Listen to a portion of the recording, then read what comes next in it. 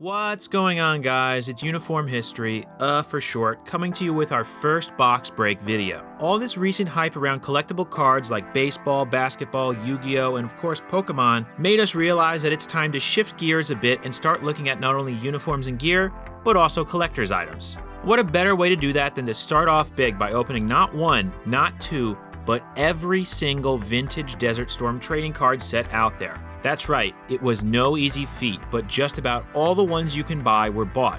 We spent over $250 on this haul, and we're going to be opening these in real time with you all and see if we can get lucky. Brand-wise, we have Operation Yellow Ribbon, Pacific HQ, Dart, Pro Set, Spectra Star, Crown Sports, Triumphs and Horrors, DSI, Weapons Profiles, and the granddaddy of them all, Topps.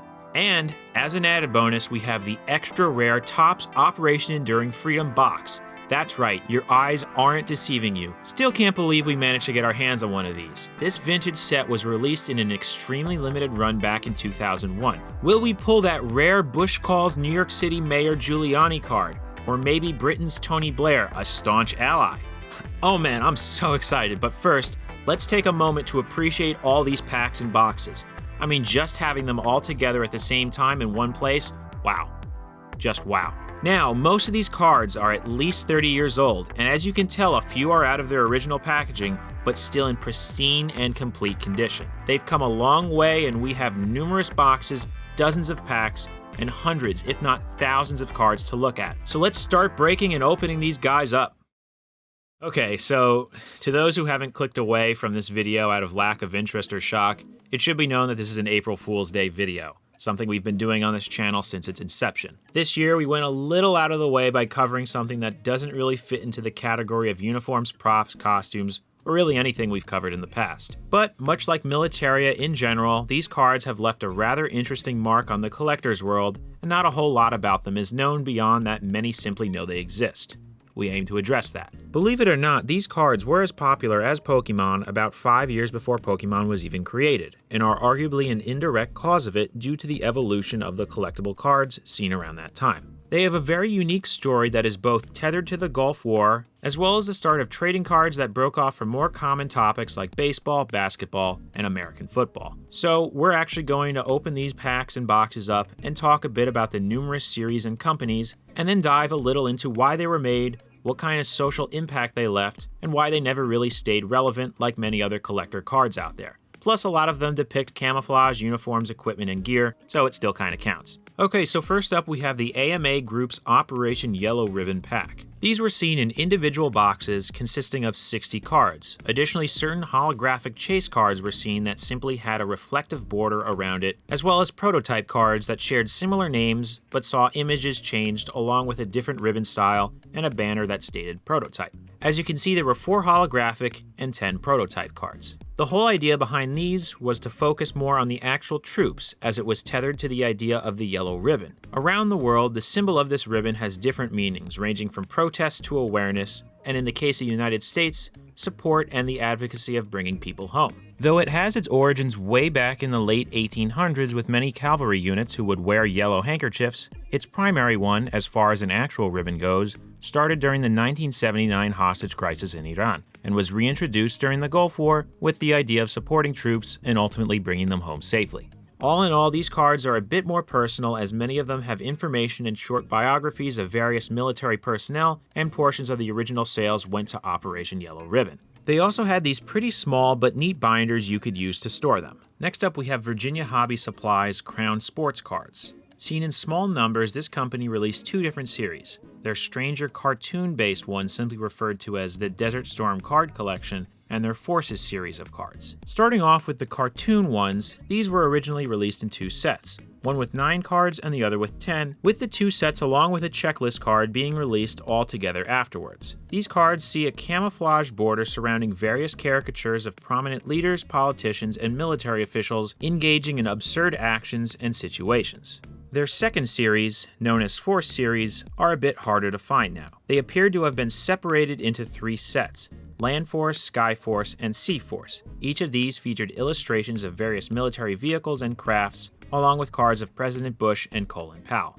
Now we have DSI's Desert Storm Weapons and Specifications pack. This packaging, as you can see, is a tad different, possibly as a way to make it stand out from the others which would be found on a shelf or in a box. But this 50 card set was more about the pictures than having them all flashy like you'd expect cards to be. They're almost like miniature pictures, as the images not only stand out more, but are also high gloss. On the back they included quite a bit of information, which makes sense as right on the packaging it specifies as such. Up next is Dart Flip Cards Gulf War Fact Cards. Found in a 100 card set, Dart approached their cards a little differently by mainly showcasing events and including on the back information presented almost as a headline or snippet of news taken directly from a newspaper with the header font and everything. From their muted silver and white colors, it seems that these cards went for more of an informational avenue rather than a trading one. With the colors of the US flag around its border and opaque flag background on the reverse, Lime Rock's Heroes of the Persian Gulf 100 card set focused on a more patriotic aesthetic while highlighting the features of various aircraft, ships, ground vehicles, and weaponry. According to their box, they were limited to 100,000 sets, with each one being sealed with a numbered sticker. Additionally, if you wanted to, you could buy enlarged versions of 4 specific cards for only $26.95. All you had to do was send your name, address, and set number, along with a payment to them. But remember kids, ask your parents' permission first. Looking at another set of 110 cards, Pacific went for a slightly different angle than most of the other ones. Instead of manufacturing cards about the war itself, it focused on the events and build-up to it, thus the set's name, Operation Desert Shield. With a very flashy look of red, white, and yellow, these cards featured a unique border and on the back included a rather simplified version of the US's 6-color desert camouflage pattern, nicknamed Chocolate Chip after its resemblance to the cookie. Now, in our last set before we hit those big boxes, we have Spectra Star's Troop Series. Before we open these up, let's check out the packaging, as a few things about it are pretty interesting. First off, they're presented in a plastic hanger packaging which sort of invokes an almost dollar or discount store look about them, but what's interesting is the Series 1 as well as the collect all 300 cards. Well, this set never made it to 300, nor Series 3. Series 1 had 5 packs: troops, weapons, armor, ships, and aircraft, each of which had 12 cards, totaling out to 60. Apparently they were going to have a total of 5 series, but it pretty much ended with the second, which was titled Heroes. That was printed in vastly smaller quantities and are actually really hard to find. We couldn't even locate them. But Spectra was a bit late to the game with high hopes of cashing in on the craze, but ultimately set their sights way too high, but at least a bit of the proceeds was donated to the USO. Alright, we've reached the boxes. This carton here is America's Major Players Desert Storm Weapon Profile Cards and Map Set. Yeah, pretty long name. This set went for a simple yet effective design with a basic tan and blue border that showcased profiles and pictures of both weaponry and vehicles. On the back, they also included basic schematics and bits of info. The thing that's interesting about this one is that it also included a large, fully colored, and actually pretty detailed map of Iraq, Kuwait, and the whole surrounding area. All in all, a pretty nice presentation that seemed to have been going for more of a lay everything out on a table and enjoy your cards kind of feel. We're now entering pack territory with ProSet's Desert Storm cards. With it being really one of the 2 companies that approached their packaging with individual packs, they were really going for the gotta catch 'em all mentality.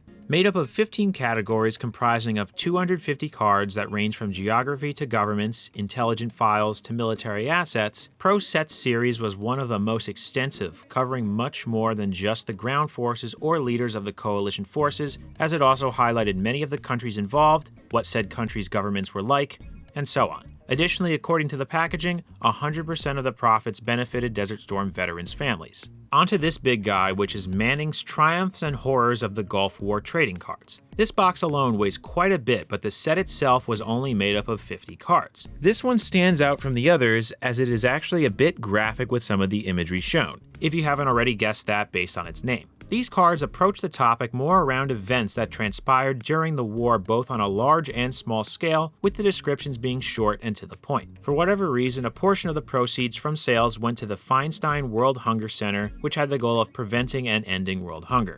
Last but certainly not least, we have the king of the card world, Topps. Well known for their sports cards, it was them that pretty much started the whole Gulf War card craze seen throughout 1990 and 1991. They had 3 series which are easily identified by the colors of the boxes and individual packs. First up was the Blue Coalition for Peace. This set contained 88 cards and 22 sticker cards for a total of 100 unique pieces. Now, this first series was so popular that Topps reprinted it 2 other times. The one seen here is the second printing. The first, often referred to as camouflage, had a desert pattern within the lettering of the words Desert Storm seen on the boxes and packs, with it being solid brown on the cards. Here's a quick comparison shot for reference. The second edition, known as the Historical, had yellow lettering, and finally the third were almost identical to the second, but had a glossy finish over the front of the cards, along with a much brighter white cardstock, which is noticeable on the back side of them. Now, with their popularity through the roof, Topps quickly built upon it by releasing the second series titled Victory. These were identified by their yellow boxes and packaging. Much like the first, they included a total of 88 cards, but this time only 11 stickers, for a total of 99. Instead of them being numbered 1 through 99, they were 89 through 176 as they continued on from the first series. Finally, the third series was titled Homecoming Edition. It followed the same setup as the second, seeing another 88 cards and 11 stickers, bringing the final count of the Topps run to 264. Both the Victory and Homecoming boxes didn't have any reprintings, as though they were still very popular, sales had cooled down on them a bit. Now, Topps' run was the most extensive as far as card count, duration of distribution, popularity, and of the topics they covered. Being that Topps was the mainstay as far as collectible cards go, they knew the ins and outs of the business and capitalized on it every way they knew how.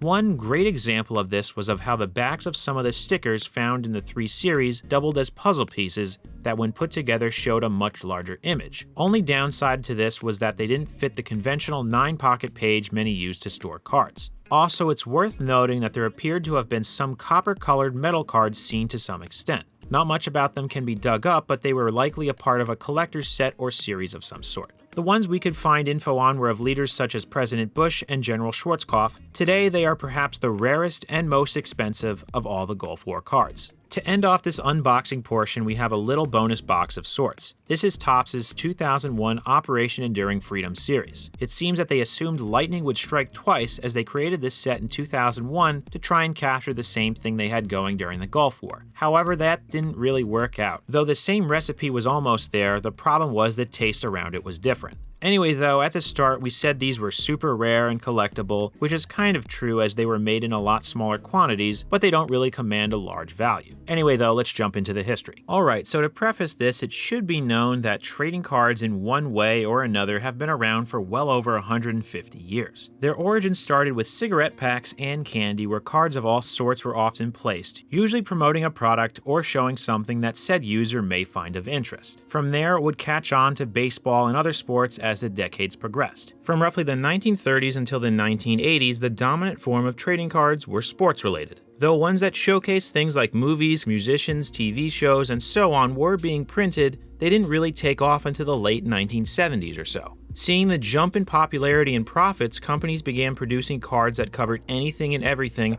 on a much larger scale. Though they didn't yet outweigh sports ones, they were seeing much greater success, and that's pretty much where the Gulf War cards come into play. Before that time, military-themed cards were technically a thing. From the American Civil War to the Vietnam War, cards were made, but they never really took off. There's even a World War II series with an Adolf Hitler card.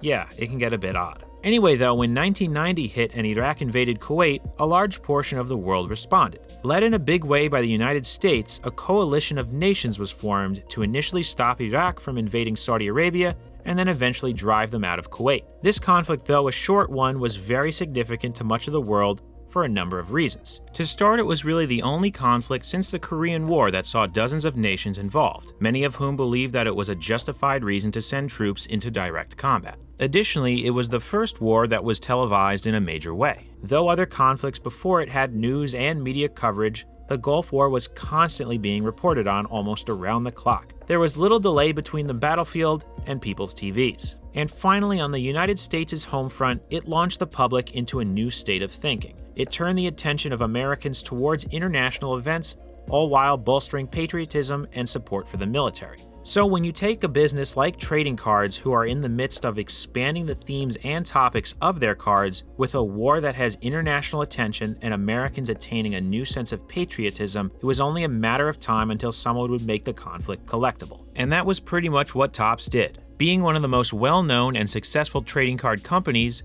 they were essentially the first ones to do it with their Coalition for Peace series. It was the first time cards were being made about an event as it was transpiring. At the time, Topps stated that the cards were to be used not only for collecting, but to educate about the people, places, events, and equipment being used during the war. However, some felt that based on the terminology and less than stellar writing seen on a few of the cards, that wasn't entirely accurate. Either way though, they were a smash hit, and soon many sellers who offered the cards were selling out. Topps was barely able to keep up with demand. Much of the customer base for them weren't even kids, but rather adults who were buying them as a sort of keepsake or memento of the war and the time in general. In addition, as the war was coming to an end, many who came in to buy them were actually military personnel or veterans of the conflict. Much like sports cards, people tried to get leaders and officials who were on said cards, such as then Chairman of the Joint Chiefs of Staff, Colin Powell, to sign them. However, by 1992 or so, the cards were pretty much done. The crazy fad had been propped up by patriotism and fervor, but once the conflict was over, so too was the interest in these cards. There were so many different ones made that many collectors at the time believed that they really wouldn't be all that valuable in the coming years. This was so much so that jokes about them continued on through the decade into the 2000s, with one even making it into the Zach Braff directed and led 2004 movie Garden State. So, like, how much is this one worth? Which? Night vision goggles. I don't know, mint? 2, maybe 3.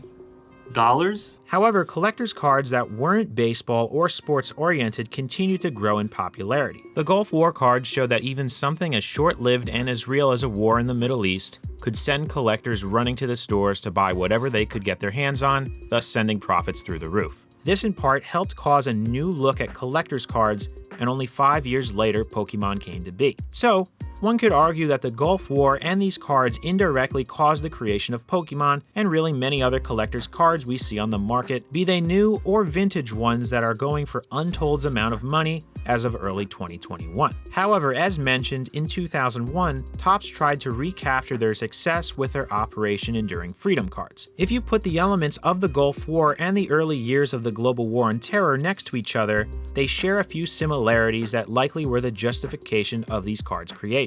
They both spawned over an event that many sympathized with and wanted a swift response to. A number of nations came together to help one another, and the events were unfolding within the Middle East. However, the invasion of Afghanistan and the global war on terror had more opposition. Though for a while it did boost patriotism within the United States, it didn't last as long. Many knew that this wasn't going to be a quick and straightforward conflict. There was going to be a lot more violence and loss of life, and because of that, the popularity and craze didn't take hold, and the cards mostly fell into obscurity. Today, these cards are still all over. Most of them are readily available. All the boxes and packs seen in this video were actually bought straight off eBay. Some are definitely worth more than others, and as time progresses, perhaps they will increase in price and become highly sought after. Anyway, hopefully you enjoyed this stranger video. We'd like to thank the website DesertStormCards.com, which chronicles and sells many of the card series seen during the Gulf War. Link to this site can be found in the description. Thanks to all for watching, and if you haven't done so already, please consider subscribing, or just check back real soon for more videos right here on Uniform History.